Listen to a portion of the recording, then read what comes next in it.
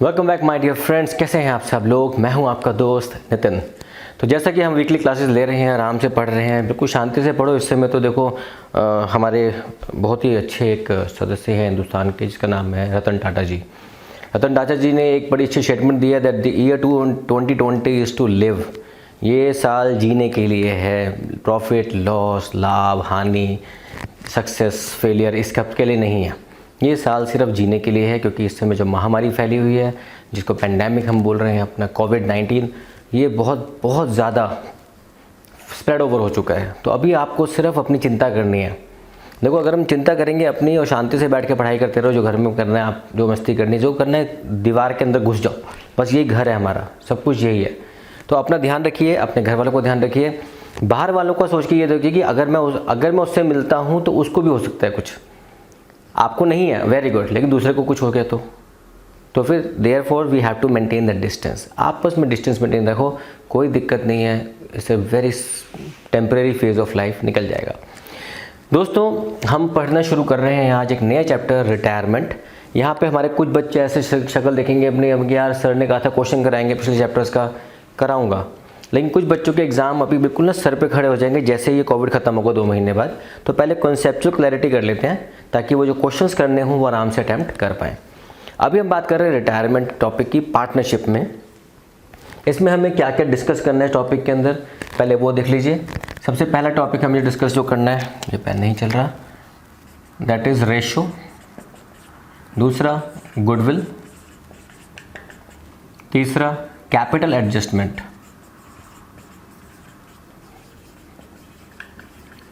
अब यहाँ पे हमारे ना कुछ बच्चे, जब मैं रेगुलर क्लास लेता था पहले कभी, तो वो बोलते थे सर आपने वो तो बताया नहीं, रिवैल्यूएशन अकाउंट, वो बताने की चीज़ है, चलो आपके लिख देता हूँ।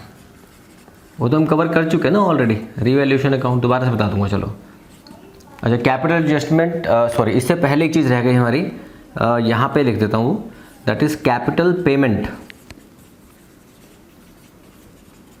And loan account. देखो, किसी भी टॉपिक के अंदर आपको ये अगर पता है ना कि टॉपिक क्या क्या कवर किए जाएंगे, सब टॉपिक्स क्या क्या होंगे, then it becomes very easy for you to understand the things in a very fair manner, in a very proper manner. तो आपको हमें वो समझना पड़ेगा कि हमें टॉपिक को समझना कैसे है। ऑलराइट, तो let's start with the first topic, that is ratio. और आज की क्लास में हम रेशो और गुडविल, ये 2 पार्ट को कवर करेंगे। घर के थोड़े थोड़े साउंड आपको आते रहेंगे, बिकॉज सारा काम तो घर से ही होता है अब, ठीक है, तो no need to worry about. Let's start ratio. Retirement में रेशो का मतलब क्या है? हमारे पास 3 पार्टनर्स हैं, A, B, C. Suppose ratio है 5:3:2। हम बात कर रहे हैं रेशो मतलब change in profit sharing ratio. इसमें 2 कॉन्सेप्ट होते हैं हमारे पास, एक होता है न्यू रेशो और एक होता है गेनिंग रेशो। एडमिशन के टाइम पे सेक्रीफाइस होता है, क्योंकि पुराने पार्टनर नए वाले को कुछ देते हैं तो सेक्रीफाइस करते हैं। लेकिन रिटायरमेंट में जब कोई पार्टनर जा रहा होता है तो वो जाते हुए अपना शेयर बचे हुए पार्टनर को देता है, रिमेनिंग पार्टनर्स को देता है, तो वो गेन करते हैं उससे। तो उसका सबका इम्प्लीकेशन कहाँ पे आता है? गुडविल पे आता है, बाद में आते हैं। तो रेशो की बात कर रहे हैं हम, और रेशो में हमारा फर्स्ट केस, ये मुझे लैंग्वेज बड़ी अच्छी लगती है, मेरे स्कूल टाइम पे मैंने अपने टीचर सीखी थी। हमारे एक भैया थे, पढ़ाते थे हमें, उनसे सीखता था मैं। वो लिखते थे ऐसे कि बटन दबाओ। ये स्टेटमेंट ना कभी कभी कोई दिमाग में बैठ जाती है, तो अभी तो 25 साल हो गए हैं उस बात को, लेकिन अभी भी दिमाग में बैठी है। बटन दबाओ, रेशो हाजिर।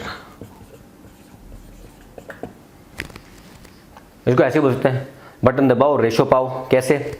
हमारे पास 3 पार्टनर हैं, 5:3:2, A:B:C।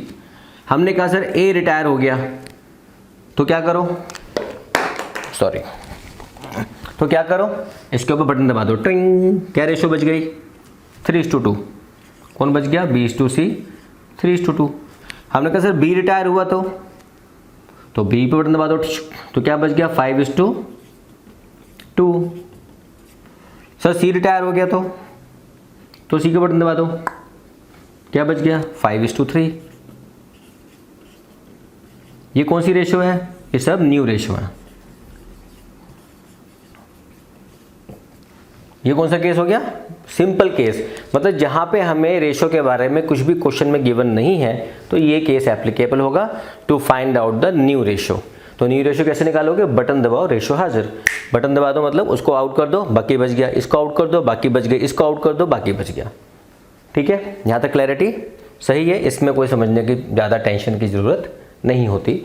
तो हम आते हैं सीधा केस 2 पे, हटा दूँ 1 2 3 4 5।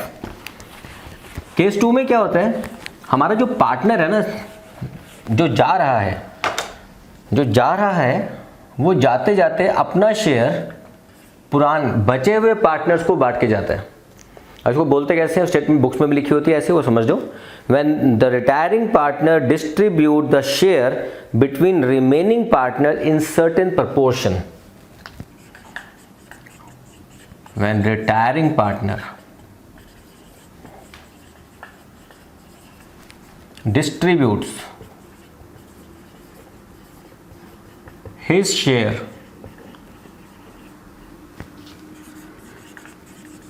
among remaining partners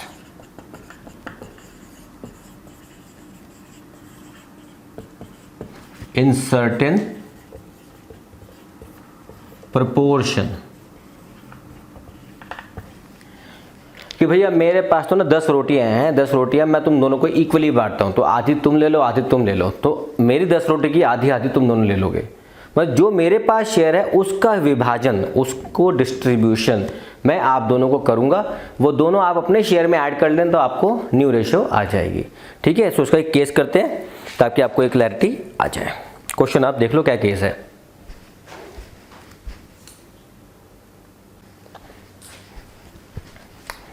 अब क्या कहता है क्वेश्चन में, क्वेश्चन में कहता है A B C are partners sharing ratio in 3:2:1।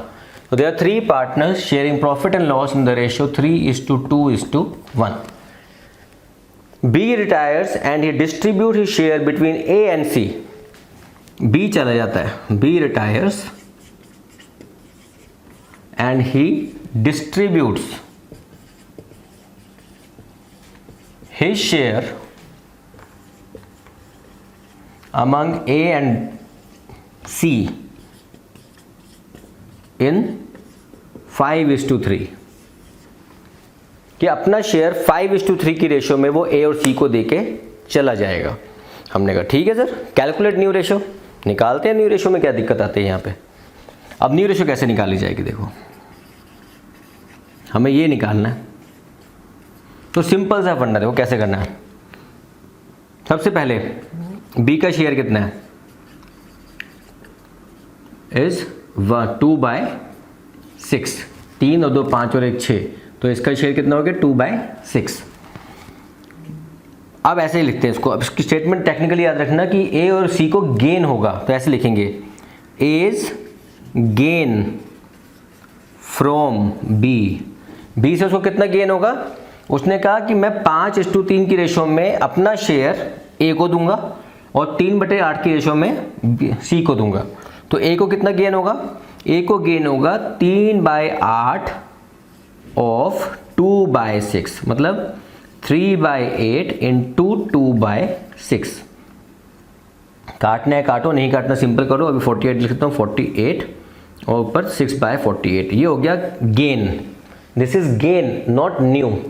ये गेन ऐड होगा उसकी पुरानी रेशो में, दैट विल बिकम न्यू। तो एज न्यू कितना हो जाएगा,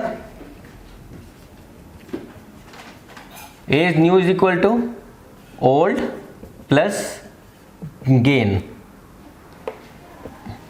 ओल्ड कितना है 3/6 और गेन कितना हुआ 6/48।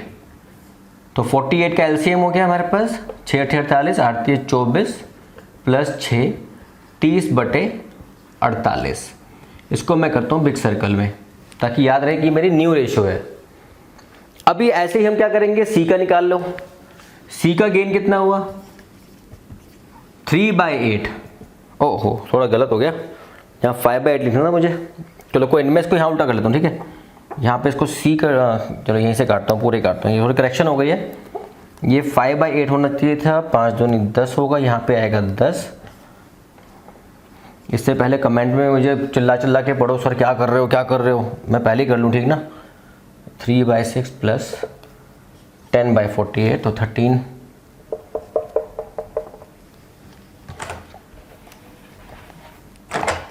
6 48 आती है 24, 24 से 10, 34/48। ठीक है, थोड़ी सी गलती कभी कभी हो जाती है तो यार प्लीज़ गुस्सा मत करा करो, ठीक है। अब सी को कितना गेन हुआ, 3/8 ऑफ 2/6, तो इसका आया था एक्चुअली वो जो आंसर आया था पहले 48, 6/48। तो सी का न्यू कितना हो जाएगा, उसका ओल्ड प्लस गेन। ओल्ड कितना है 1/6 प्लस 6/48, तो 8 एकम 8 प्लस 6 14/48। तो आपको ये बोलेगा ए और सी का न्यू रेशियो कितना है, A/C is 34/48 is to 14/48।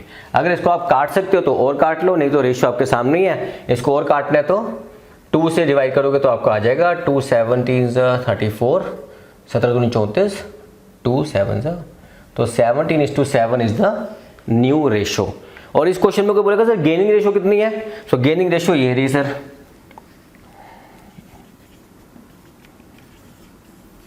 Gaining ए की और सी की कितनी कितनी हो गई 10/48 और 6/48। तो 10:6 की रेशियो जो हमारी है वो गेनिंग रेशियो है इस रेशियो में।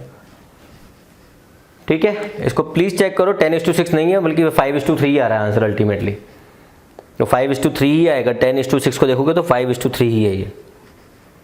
ठीक है, इसको एक बार प्लीज चेक करो, ढंग से देख लो, कहीं अगर बाई चांस कुछ कैलकुलेशन मिस्टेक हो भी जाती है तो हो सकता है कि मेरी विजिबिलिटी बोर्ड के संग ऐसी है तो कभी कुछ चूक जाऊं, बट आई प्रॉमिस यू कि आपको कॉन्सेप्चुअली गलती नहीं होगी, ये मेरा वादा है आपसे। ठीक है, इसको नोट डाउन कर लो जल्दी से, फिर हम आगे बढ़ते हैं गुडविल के ऊपर या गेनिंग रेशियो पे।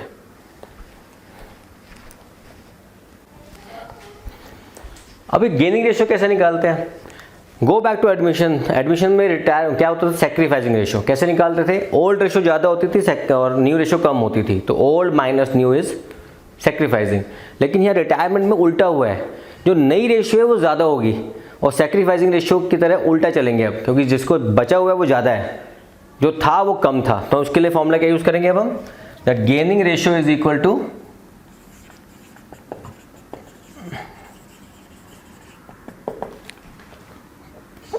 New ratio minus old ratio. अब वहां की तरह फॉर्मूला नहीं कि ओल्ड माइनस न्यू, यहां पे new ratio minus old ratio. अब इसमें भी ध्यान क्या रखना है, अगर रेशियो का केस 1 है, रेशियो का केस अगर 1 है मतलब बटन दबाओ रेशियो हाजिर, तो जो न्यू रेशियो होती है वही गेनिंग रेशियो होती है, याद रखना है इस चीज को। और अगर रेशियो का केस 2 है तो निकालना पड़ेगा आपको कि किस रेशियो में आपको कैसे बांटा गया है। तो जो पिछले वाले क्वेश्चन में आपने किया था वो कैसे किया था आपने, पिछले क्वेश्चन के अंदर आपके पास आंसर क्या आ रहा था कि कितना गेन होगा ए को, वो हमने पहले निकाल लिया था, लेकिन अगर इसी तरीके से निकालना है तो ए का न्यू रेशियो कितना निकला था 34/48 और उसका ओल्ड रेशियो कितना था 3/6, तो इसको करके सॉल्व तो आएगा 10/48। ठीक है, इसका ये आंसर आएगा 10/48। अगर बी का सी का गेन करूंगा तो कितना आएगा, जो पिछले वाला क्वेश्चन सेम करो, पिछले वाला 14/48 था हमारा न्यू, माइनस 1/6 उसका ओल्ड था, इसको सॉल्व करोगे तो कितना आएगा 6/48। तो 10:6 इज इक्वल टू 5:3। ये क्या हो गया, गेनिंग रेशियो। याद रखना दोस्तों, ये गेनिंग रेशियो निकालना बहुत ज़रूरी है एडमिशन में, सेक्रीफाइसिंग निकालना बहुत ज़रूरी है। किसके लिए, गुडविल की ट्रीटमेंट के लिए। अगर आपने ये नहीं निकाला तो बड़ी दिक्कत फंस जाएगी, गुडविल के आंसर गलत होंगे तो आपका पूरा क्वेश्चन तो उससे टैली हो जाए।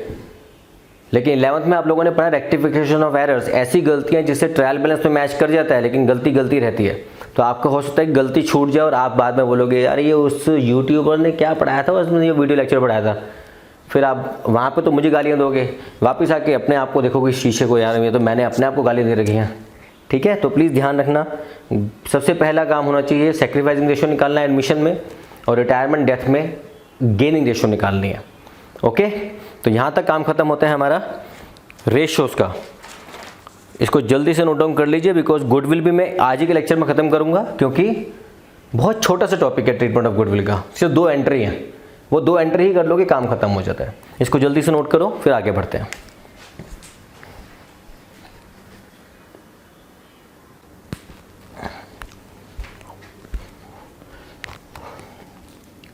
दोस्तों बात करते हैं हम गुडविल की।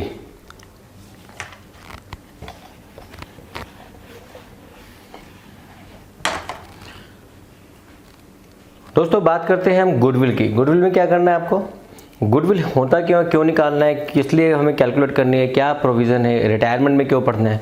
एक सिंपल सा फंडा ये होता है कि हमारे पास 3 पार्टनर हैं, ए, बी और सी। बी ने कहा मैं चला, संभालो अपने घर को भैया, हम तो चलते हैं अपने गाँव।